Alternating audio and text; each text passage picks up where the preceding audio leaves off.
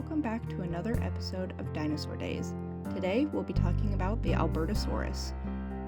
If you look at the Albertosaurus and think, hey, that looks pretty familiar, you would be right. This animal is a tyrannosaurid, or a relative of the Tyrannosaurus rex.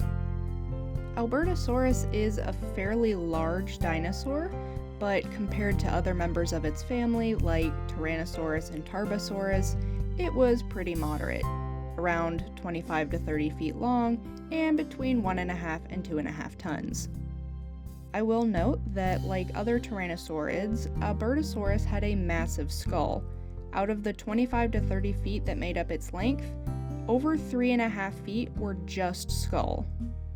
These massive skulls are required in order to have the amount of surface area necessary to have the kind of bite force that these animals were putting out. And if you remember from one of my previous videos, that does mean that Albertosaurus has the trademark teeny tiny little arms, because in terms of dinosaurs, you either get one or the other, strong jaws or big hands. You cannot have both. Albertosaurus is named for the province in Canada in which most of its remains were found, and for a long time it was believed that this species only existed in a restricted range in the northwest of North America.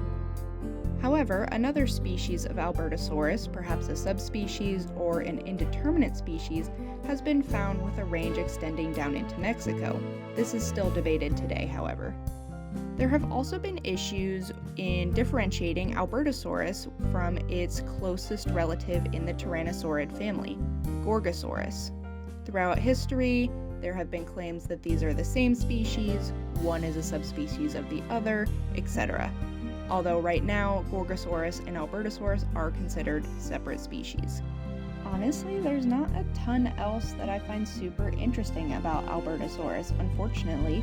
I hate to say it, but a lot of the smaller tyrannosaurids do get overshadowed by their bigger cousins. But they're still fun to talk about, they're still fun to draw, and it always gives me more practice. So maybe someone will never have heard about Albertosaurus before, and this gives them a new favorite dinosaur. Who knows? Since this is so often the case, with T-Rex being such an iconic dinosaur that the rest of the family gets overshadowed, do you guys even want to see any more of the Tyrannosaurids, or should I kind of stray away from the family? There are still many that I could do. Gorgosaurus, Daspletosaurus, Tarbosaurus, but they're all very similar. It's T-Rex in a different package. So if you guys are interested, of course I'll cover them, but if not, I can always move on to different families. See you next time, and always remember to smile.